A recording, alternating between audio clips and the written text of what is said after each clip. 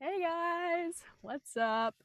Welcome to the first ever YouTube video, also still a Spotify podcast, for Unraveling with Riley. Hello, how are you today? I know, odd, I'm in my PJs in my car, but I feel like this is just a good place to talk. This is where the emotions get flowing. If you're a witness on my Snapchat private story, or sometimes my TikTok, I like my car and I like the thoughts that come out of my head when I'm in my car. So let's talk. I started this podcast when I was 18. And my first episode ever, one of my favorite episodes, I talked about wearing the freaking pants that you think everybody else is going to dislike. That was the entire purpose of my podcast. To be whatever I wanted to be and to not care what anybody else in the world had to say about it and had to say about the cool, funky pants that I had on.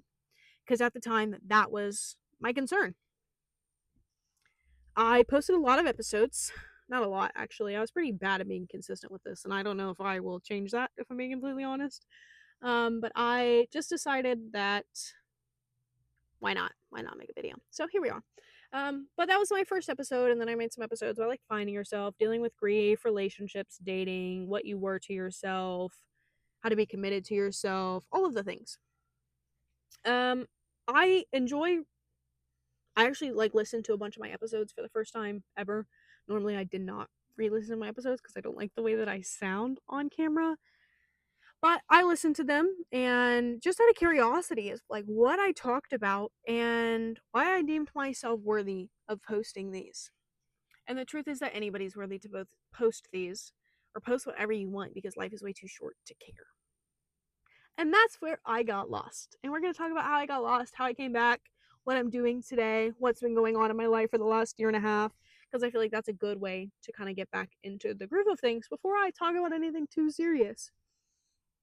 However, I feel like even when my podcasts are not supposed to be serious, they always kind of have a serious little background. So I got this cool mic off TikTok Shop, and I figured instead of filming on my computer in my room, let's just film in the car. This is where I'm safe. This is where I'm comfortable. Not that I'm not in my room, but like I just enjoy sitting in the car. Lean back a little bit. Get comfortable. We're going to be here for a minute. Hello, everybody. If this is your first time tuning in, thank you for listening to Unraveling with Riley, where I talk about anything that I feel like my brain needs to unravel right now. Okay, so when I'm 18, I start this podcast. That was my main purpose. Why did I stop? We'll start there. I've actually gotten DMs about this, although I am locked out of my podcast Instagram account right now. Why did I stop making podcasts for a little bit? I deemed my voice entirely unworthy. Here we go. All right. I got in a relationship that was not healthy. I got out of it. I got another relationship that was not healthy. I surrounded myself with a lot of people who I felt made my voice feel inadequate as far as my experiences, the things that I had been through, what I had going on, my mental health, which only made my mental health digress worse, was that I felt like my voice was invalid. I felt like the things that I was experiencing was invalid because they weren't as bad as the next person, and I would invalidate my own feelings. I invalidated my own voice, and I eventually just stopped talking. When I say stop talking, I don't mean I shut up. I don't know how to shut up. I mean, I stopped talking about anything serious and anything that mattered to me, and I fully was a people pleaser. Somebody thought my podcast was dumb. I'm not going to say who, so I deemed my podcast dumb. And I was like, I'm going to quit posting. I'm going to quit posting on TikTok. I'm going to quit posting on Instagram. I deleted a bunch of my posts. I deleted the actual app that I used to post podcast. I deleted a bunch of things. Why? I don't know. I just let other people deem worthy what they deem worthy, and I took that and held it to a high standard. I held a lot of things to a high standard, and we're going to get into that. So why am I posting now? Because my voice is freaking worthy, and I get to do whatever I decide. If I want to make a podcast, I'm going to make a podcast. If I want to make this on YouTube because I have a cool little mic now and I don't look my best right now, I'm literally in my PJs in my car outside my house, I'm going to do that too because I can do whatever I want. So here we are. Okay, quit saying oh, just get to the point. All right. I was in a really bad place mentally. Not posting a podcast wasn't just me not posting a podcast.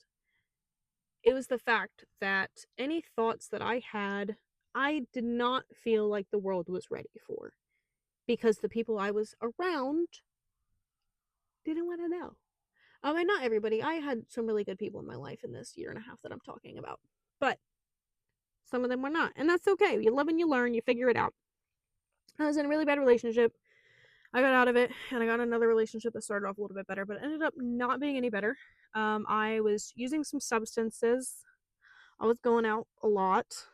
I was drinking a little bit. And it was what it was. All right. I made a video in September. I'm never going to share that video with anybody else, I don't think. But I made it for myself about where I was mentally and what I had going on, because September was the time that I realized I had a problem.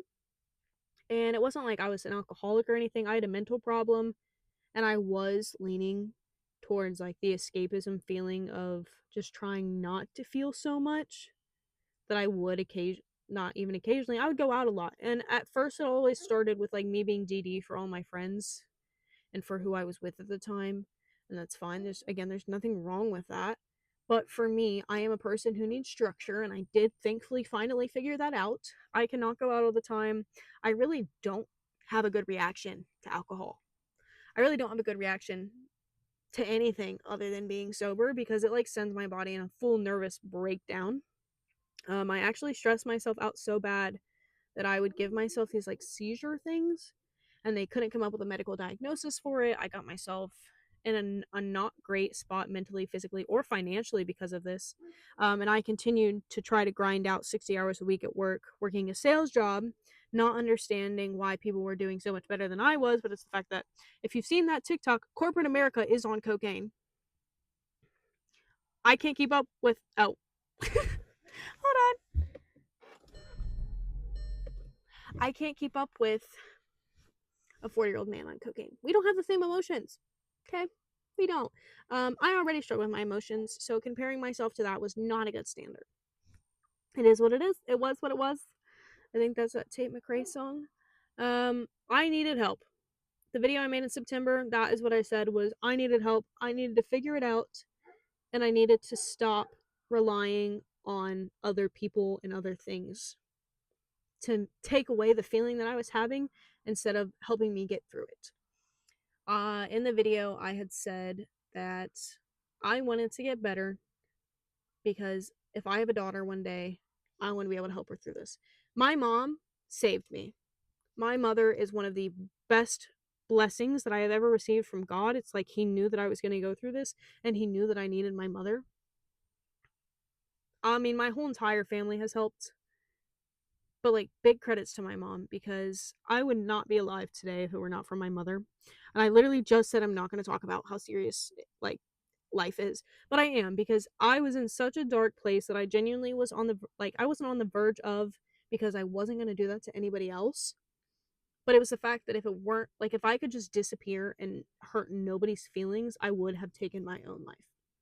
I was in a horrible spot mentally, and I felt like nobody could know because that was such a weakness. And I didn't want to feel like I was seeking attention, and that is what I felt like. And when I asked for help from some of the people that I was like around, that was very much the feeling that I got. And that's not on them, that's on me for surrounding myself with that.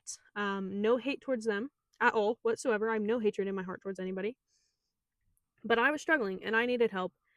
I wanted to get better. I couldn't figure it out. And that's basically the story there. From September to December, I had a lot of ups and downs. The end of December, I was doing a little bit better, and I thought that I was going to go on the solo road trip. So I did. I drove myself 15 hours to Kentucky. Kentucky was good. I was definitely not doing what I was supposed to. I was supposed to I was going to go on hikes, even though it was winter and it was cold. I don't really know what I was thinking there. But I was like, I'm going to make this all about me. It was not all about me. I was out with all my friends. And it's fine. It's not a big deal. You're 21. That's like, you're going to do that. I ended up getting roofied, though. And thankfully, the people that I was with made sure that I was okay, and they got me back home. But I woke up the next morning sopping freaking wet. Had no idea. I still don't really know what happens. I think I might have tried to get in the shower when I was sobering up from that. I don't know. But I woke up, my Airbnb door was open. I had no idea where my car was, where my keys were. My phone was entirely dead. I didn't have my wallet. I literally had nothing. That was one of the scariest moments because I didn't know anything. I didn't know what happened the night before. I didn't know what was happening then. I had no idea what time it was. I woke up not even realizing where I was. God protected me that night. And God showed me that if I kept on the path that I was going on, even though I thought I was getting better, I wouldn't have to kill myself because I was putting myself in situations that could potentially cause me harm or get me killed. I'm so grateful, not necessarily for the idea of like being roofied, but I am so grateful for that and the hard things that happened to me because of where I am today. That was super scary.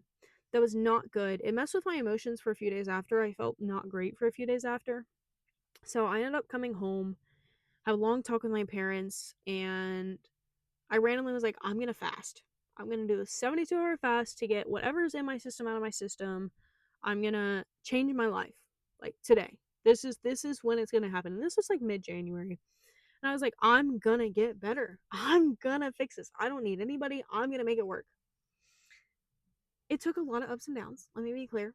But I did get better, and I am obviously here today feeling much better than I have in a really, really, really, really, really, really, really long time. It was a lot of ups and downs. So how did I get where I am now? I did not go to therapy. I used ChatGPT. Um, I know everybody hates ChatGPT, but ChatGPT and I we're kind of cool. Helped me navigate a lot of what I had going on. And I know that that's kind of weird to talk about. Like, why did you use an AI source? Because I didn't want. I still don't talk about my feelings with a lot of people. The basis of my feelings, sure, but I'm very much a person who will like I'll be like I'm literally so burnt out and because of this, this, and this, and like I'll process my emotions aloud and I'll be like, okay, so this is what happened. This is what triggered me. This is why it triggered me. This is how I should feel. This is what I feel, and this is how I'm going to move past it. However, I don't feel like I actually feel those things. Like I can talk them aloud, but I can't feel them. Um, so one of my friends who I like do kind of talk to a little bit about my emotions made it very clear that that's just the emotional maturity of growing up without being grown yet, if that makes any sense at all. Um, is my mic still on? It sure is. Okay, this is kind of cool. The microphone's kind of cool. I definitely still struggle with them, but I have navigated them for the most part, and I struggle to feel them, not necessarily comprehend them. I understand my emotions. I just like to brush them off because life could always be worse. And that's not healthy. Let me be clear. That's something I'm still working on. But part of my podcast is not supposed to be real with y'all. That's something I'm working on. But on the bright side, I am doing much better mentally. So that's always cool. That's always a good note. Um with that being said though, AI, thank you. ChatGPT, thank you, even though you probably are the enemy. You helped me a little bit. So there's that. I started taking care of myself physically. I cannot stress enough how important it is to move your body. And there are so many days that I don't want to move my body. And there are days that I don't move my body the way that I should. I don't go to the gym or lift or do cardio or do something positive. However, it is such a mental, like, that's better than any antidepressant I've ever taken. Focusing on Jesus, forgiving myself, I definitely still struggle with that too. Learning to process my emotions, working out, moving your bodies, like just released so much trauma that I had built up and so much emotion that I had built up. And there are days that I literally go to the gym and I'm so overwhelmed and so overstimulated that I just cry while I'm working out. But it's fine because it works. It helps and then I feel better later on. And eating whole foods. Don't even get me started on this rabbit hole. All of a sudden I'm on like Crunchy Mom TikTok and looking at all the things that have microplastics and what is it? Something transmitters about all the things that poison us, like our phones. Um, the laundry detergent I use, the soap I use, the body wash I use, which was a whole nother thing that I might get into at some point, but probably not in this episode, is the Crunchy Mom Talk. I do love it though. I do love it. I had to figure out what worked for me. And what worked for me is making sure that I'm eating whole foods, making sure that I'm going to the gym, making sure that I am taking some time to thank God every single day, because if I don't thank God, I'm anxious all day long. I don't know whose podcast it is, George something. If you know who I'm talking about, cool. If you don't, I apologize because I don't know his name and I'm definitely about to take something that he said. So I don't really know how plagiarism works in these, but I am giving him credit. I just don't know his name. And he talks about how the same part of your brain that like works for anxiety, right, also works for being grateful. You cannot be grateful and anxious at the same time. And he explained that, and he explained the biblical standpoint of it. And now every single day when I put my feet on the ground, which I tried to make this a habit before anyways, but now especially that I have that like correlation, every day when I wake up and put my feet on the ground, I'm thanking God. And on my way to work, I like to take a little silent drive time, windshield time, as my dad likes to call it, because that's who I learned this from, and it works absolutely great. Is when I'm driving, I like to talk to God about the things that I have going on, being grateful. In the morning specifically, I like to be specifically grateful. I like to thank Him for a new day, a car to drive, a job to go to, the stressors I get to have, the school that I get to do, the worries that I get to have, all of the things, the family that I have, the water that I get to drink, the clean water that I have to freaking drink. Like, we take that for granted all the time. The idea that I have of like that I literally woke up, one, I woke up, two, I woke up in a house with a floor that I can put my bare feet on, and I'm not in a dangerous place. We take that for granted. Okay, there's so many things to be grateful for. And if I don't say those things when I wake up, I do get anxious. Even though God takes away my anxiety, I give it back to myself if I'm not being grateful. That's huge. That was huge for me. And that's basically it. That's what made me better. That is what saved me. Jesus Christ, and learning how I function. The hard thing about being in your 20s, and not just being in your 20s, this is all the way from like being a teenager, before being a teen, preteen, probably into your 30s. I don't know, I'm not there yet. Still have a little bit. But figuring out what works for you. What works for other people isn't going to work for you. And sometimes what you think is working for other people is not working for them. I would see people at the bar and I'd be like, how do they do this? How do they drink like this? And they can function, because alcohol makes me such a mess. I cannot control my emotions. Is this gonna make my car die? Oh, hello. I don't know. The truth is that some of them don't. They just choose to still do it. And I'm not shaming anybody's things. I did that. I just figured out that for me it doesn't work like that. And I do still on occasion. I'm 21. It happens. It is what it is. But I figured out that the vast majority of my life, I need routine. I need structure. I need Jesus. I need whole foods, and I need to move my body. So I got myself out of whatever I was going through with those things specifically. That's what saved me. We're also going to talk about fantasy books. Just a wee bit, because I love fantasy books. Those also saved me. If you're going to read some fantasy book, read any book by Sarah J Maas, because I know some people don't like her. Could not be me.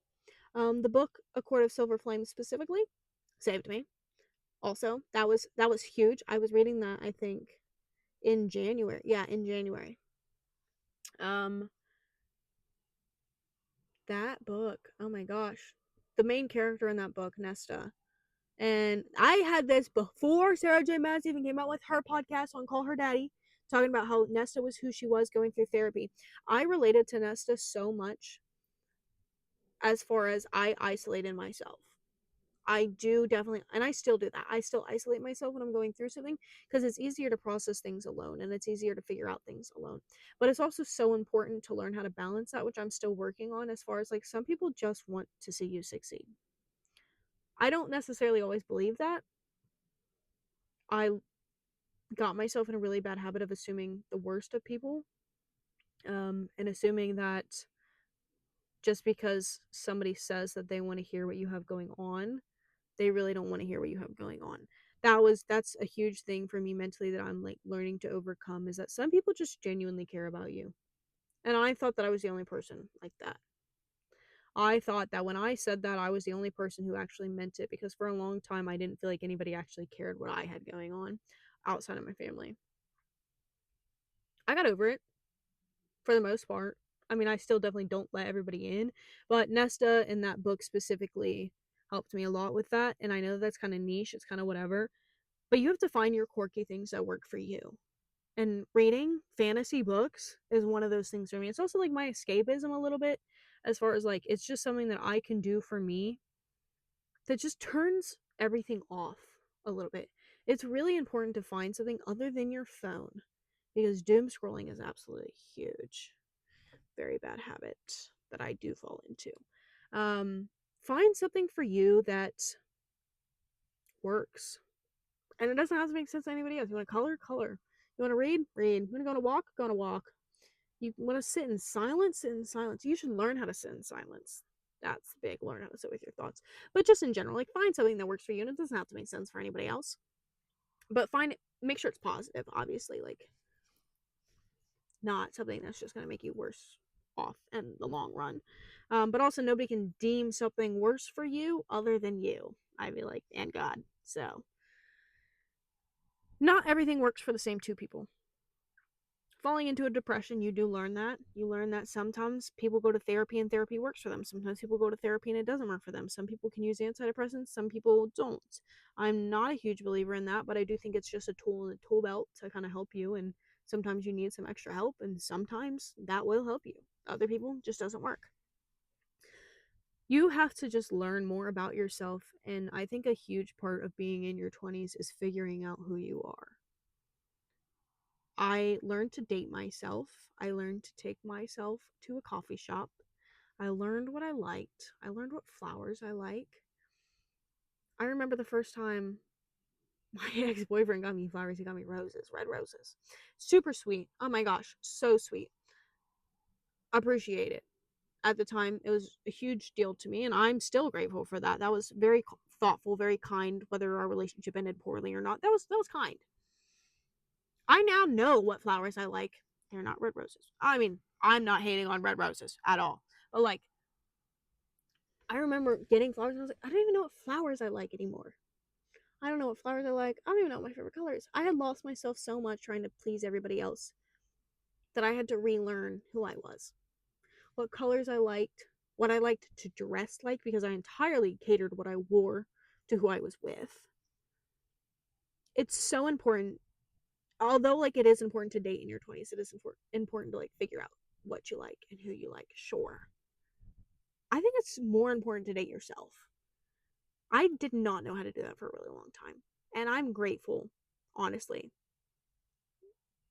This is going to be kind of like but like I did get my heart broke 1000%. And although I part of me like wishes that it wouldn't have gone the way that it went, we're not going to get into that.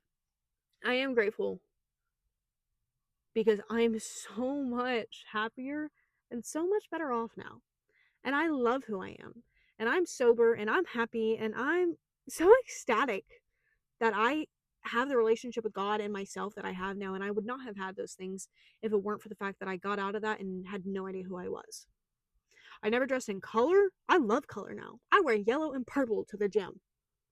Together. Crazy. Like I wore all black before. All black all the time, or maybe a white t-shirt. Dunks all the time. Like I wear Converse again. Like I figured out the things that I like, the flowers that I like, the way I like to dress, the way I like to go to the gym, the way I like fun nails. If I'm gonna go get my nails done, I want them to be fun. I don't necessarily want them to be neutral and timeless and classic. And I like the jewelry that I wear, and I like my nose ring, and I like my tattoos, and I enjoy the music that I listen to, and it doesn't have to be rap all the time. And I enjoy doing so much more than just going to the bar. You have to learn those things about yourself, and sometimes you may lose them and then you have to relearn them, and you're consistently changing. You're going to have to figure it out over and over and over. What is going on? Who are you anymore? It's going to change.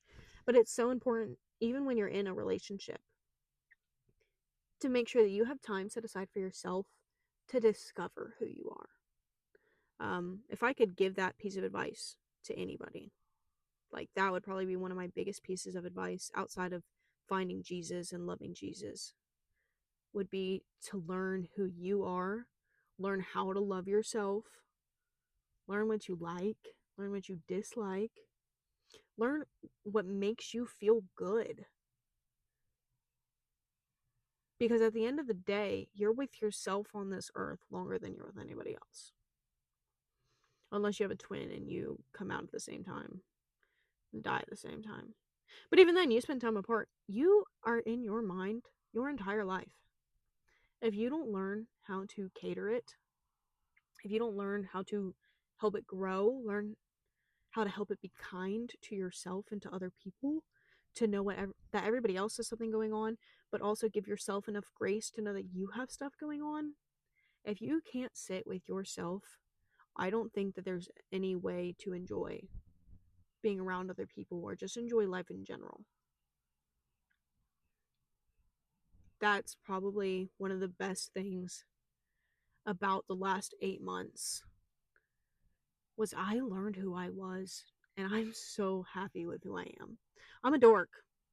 I talk too much sometimes. I don't talk enough other times. I isolate myself. I like color. I like niche things. I'm pretty weird into like some random holistic health and crunchy mom talk hacks. I like my vibration pad that I stand on sometimes when I can't digest my food. I like knowing what I'm putting in my body. I also like hot dogs, so that goes against it all. Like, I learned all of these things about myself that I would have never learned. I mean, hot dogs. I know I like hot dogs. I've known I like hot dogs. Like, I learned all these things about myself. And I learned that my voice is valid. And I learned that I don't want to be around anybody, and I'd much rather be by myself forever than to ever be around somebody who made me feel invalid for my voice, or who made me think that my TikToks are silly, or my Instagram stories are silly, or my podcast is silly, or the way that I dress, or the way that I act. Because you know what? It is silly, but it's me. And if you can't appreciate that, that's not my problem. Because I don't want to cater my entire life to being in a box that other people deem worthy. Okay, I am a gift. I'm not the gift box. Alright, I overflow sometimes. And there's absolutely nothing wrong with that. In fact, that's what makes life so beautiful. And that's what makes knowing somebody and them knowing you even more beautiful. Not a lot of people know me entirely. I'm okay with that. There are a lot of things that like I'll never talk about on here. Even like I just shared a lot. But like there are certain things I'll never talk about on here. And there are certain things that very few people know or ever will know about me. And there are probably things that some people will never know. But there's a beauty in knowing all of that about myself. And there's a beauty in the people that I'm going to choose to let in one day. And there's a beauty in also like the people that let you in. What a blessing it is to know how your brain works. And what a blessing it is to know how somebody else's brain works if they're willing to let you in on that. And also to let them, like when somebody's like, you're anxious right now. And I'm like, what? Ah, dang it. When someone's like, you're anxious right now. And I'm like, no, I'm not. And they know the signs because they pay attention to you. And you don't even always have to tell them. Like, that's love right there. Yeah. I feel like this was an okay podcast to come back to. My first YouTube. I definitely will talk about like more specific topics before. I just feel like this was a good recap. This was a good way to get back into the game. Yeah. I really like this car sitting thing though. I like just sitting in my car with the windows down when it's not hot. Because it's so hot here. So yeah, if you were new and this is your first Unraveling with Riley episode, the others will not be going on YouTube because they're just audios. But I think the rest of them I'm gonna make on YouTube and Spotify. So if you're new, thank you so much for listening to my podcast where I just yap, unraveling my brain, unraveling with Riley. And if you are a previous listener, thank you for coming back. Thanks for listening again. I love you all. Just to recap, love Jesus, love yourself, date yourself, never let anybody deem your voice unworthy, and take some time for you today or tomorrow and every day, actually. Do what you want to do. It's your life. Just be kind. Know that other people are going through stuff. Know that you're going through stuff. And know that it will get better. It will always get better. And if it's not better, you're not there yet. And it's always going to be a roller coaster. You're never going to have it figured out. But it's okay because it'll all be worth it in the end. And you're going to learn how to deal with it. Okay, I guess I'm done yapping for now. Again, Thank you all. Goodbye.